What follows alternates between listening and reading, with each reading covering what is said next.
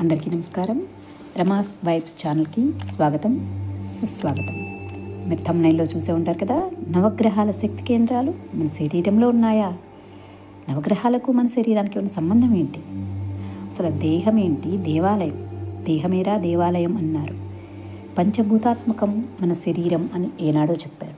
అలాగే సౌర కుటుంబంలో ఉన్నటువంటి గ్రహాలు మన శరీరంలో ఉన్న శక్తి కేంద్రాలకు కూడా అవినాభావ సంబంధం ఉంది. మనం నవగ్రహాల చుట్టూ తిరిగేటప్పుడు ఏం ప్రార్థన చేస్తాం? ఆదిత్యాయ చ సోమాయ చ మంగళాయ చ బుధాయ చ గురు శుక్ర శనిభ్యశ్చ రాహుకేతవే నమః అని మనం ప్రదక్షిణ చేస్తూ ఉంటాం కదా. నవగ్రహ ప్రదక్షిణ వల్ల ఎన్నో లాభాలు ఉన్నాయి. మన శరీరానికి శక్తిని కలిగించడం మాత్రమే కాదు, భూమికి ఎలక్ట్రోమాగ్నెటిక్ ఫీల్డ్ ఉన్నట్లుగా మన శరీరానికి కూడా ఆరా ఉంటుంది. ఈ ప్రదక్షిణ ద్వారా ఆ శక్తి కేంద్రంలో ఉన్నటువంటి శక్తి ఖగోళ శక్తితో సమతుల్యత మన శరీరంలోకి ప్రవేశం జరుగుతుందన్నమాట. మనం అలాగే ఆ నవగ్రహాల చుట్టూ ప్రదక్షిణ చేయడం వల్ల కాలి కండరాలు అనేది యాక్టివేట్ అవుతూ ఉంటాయి అన్నమాట. మనం చెప్పులు లేకుండా ప్రదక్షిణ చేస్తూ ఉంటాం కదా, ఎనర్జీ అనేది పాస్ అవుతూ ఉంటుందన్నమాట. అలా ఈ గ్రహానికి మన శరీరంలో ఉన్నటువంటి శక్తి కేంద్రాలకి సంబంధం ఏంటో ఇప్పుడు చూద్దాం. సూర్యగ్రహం మన మణిపుర చక్రాన్ని యాక్టివేట్ చేస్తూ ఉంటుంది. మనం ఏ పనైనా చెయ్యాలి అనే ఆత్మవిశ్వాసాన్ని ఈ సూర్యగ్రహం కలిగిస్తూ ఉంటుంది అనమాట. మనకి సూర్య నమస్కారాలు చేసుకోవడం వల్ల కూడా సంపూర్ణ ఆరోగ్యం లభిస్తుంది అని చెప్పేసి చెప్తూ ఉంటారు. అలాగే చంద్రగ్రహం, చంద్రుడు మనఃకారకుడు అని చెప్పేసి అంటూ ఉంటాం. మనకి ఎప్పుడైనా నిద్ర సరిగా లేదు, నిద్ర పట్టట్లేదు అని అన్నా కానీ, మనసు బాగాలేదన్నా కానీ పైకి డాబా వేళ్ళలో వెళ్ళి శూన్యంలో చూస్తూ ఆకాశంలో నక్షత్రాలు లెక్క పెట్టమంటూ ఉంటారు. అలాగే చంద్రుడిని చూస్తూ గడపమని చెప్పేసి చెప్తూ ఉంటారనమాట. చంద్రుడికి మన మానసిక స్థితికి చాలా సంబంధం ఉంది. తర్వాత కుజుడు మూలాధార చక్రానికి ప్రతీక అనమాట. ఈ మూలాధార చక్రం అనేది సరిగా ఉంటే మనకి ధైర్యం, ఏ పనైనా చేయాలి అనే ఆలోచన, స్థిరత్వం అనేది ఈ కుజుడు మనకి కలిగిస్తూ ఉంటారు. తర్వాత బుధగ్రహం మనకి విశుద్ధ చక్రం, అంటే గొంతు దగ్గర ఉన్నటువంటి విశుద్ధ చక్రం సరిగా ఉంటే మనకి సంభాషణ నైపుణ్యము, చక్కగా మంచి స్వరము అనేది మనకి వస్తూ ఉంటుందన్నమాట.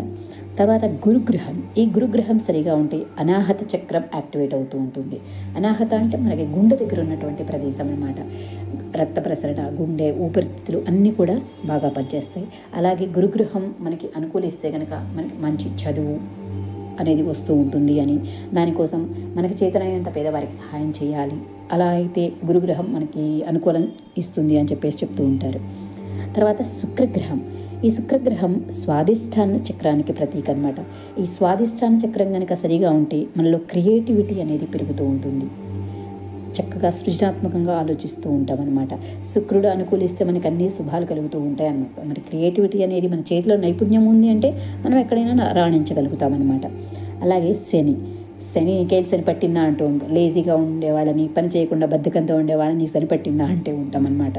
సో శని మూలాధార చక్రాన్ని కలిగి ఉంటుంది. ఈ మూలాధార చక్రం సరిగా ఉంటే, మూలాధార చక్రం అంటే ఆ పేరులోనే ఉంది చూడండి, మూల ఆధారం. మనకు దేనికైనా ఆధారం ఏంటి? మన వెన్నుపాము. ఆ వెన్నుపాము చివరిలో ఈ మూలాధార చక్రం అనేది ఉంటుందన్నమాట. ఈ శనిగ్రహం అనుకూలిస్తే మనం దేనిలోనైనా ఓర్పుగా ఉండడము, స్థిరత్వాన్ని సాధించడం అనేది మనం చేస్తూ ఉంటామన్నమాట. రాహువు సరిగా ఉంటే కనుక మనకి ఆజ్ఞాచక్రం అనేది సరిగా ఉంటుంది. ఆజ్ఞాచక్రం అంటే మూడో కన్ను, మనం బొట్టు పైన భాగం ఉంటుంది కదా, అది ఆజ్ఞాచక్రం. మనం మూడో కన్ను తెరుచుకుంది అంటాం. అంటే మన ఆత్మతో మనం మమేకమవుతాం. మన గురించి మనం తెలుసుకొని ఏది మంచి చేయాలి, ఏది చెడు చేయాలి అనేది మన ఆత్మతో మనం మాట్లాడుకోగలిగితే మనకి మూడో చక్రం యాక్టివేట్ అవుతుంది అంటారు. దానికి ఏం కావాలి? రాహువు అనేది మనకు అనుకూలించాలి. కేతువు సహస్రార చక్రం. సో సహస్రారం అంటే మన తలపైన అన్నమాట. సో ఈ కేతువు మనకు అనుకూలిస్తే కనుక చక్కగా మనకి అభివృద్ధి సాధిస్తూ ఉంటాం, ఆధ్యాత్మికంగా కూడా బాగుంటాం అనమాట. సో ఈ నవగ్రహ ప్రదక్షిణ ద్వారా మనలో ఉన్నటువంటి చక్రాలు యాక్టివేట్ అవుతూ ఉంటాయి, శారీరక మానసిక ఆరోగ్యాన్ని కలిగిస్తూ ఉంటాయి అన్నమాట. దీనికి కొన్ని బీజాక్షరాలు కూడా ఉంటాయి. సో మనం ఈ చక్రాలను యాక్టివేట్ చేసుకోవాలంటే ఆ బీజాక్షరాలు చాలా అవసరం. సో ఇటువంటి బీజాక్షరాలు, ఆధ్యాత్మిక భావనలు, అలాగే యోగా, విజ్ఞానం, కథలు, ఇటువంటి ముఖ్య విషయాలకై నా ఛానల్ని సబ్స్క్రైబ్ చేసుకోండి, లైక్ చేయండి, షేర్ చేయండి, కామెంట్ చేయండి. అందరికీ నమస్కారం. అందరూ బాగుండాలి, అందులో మనము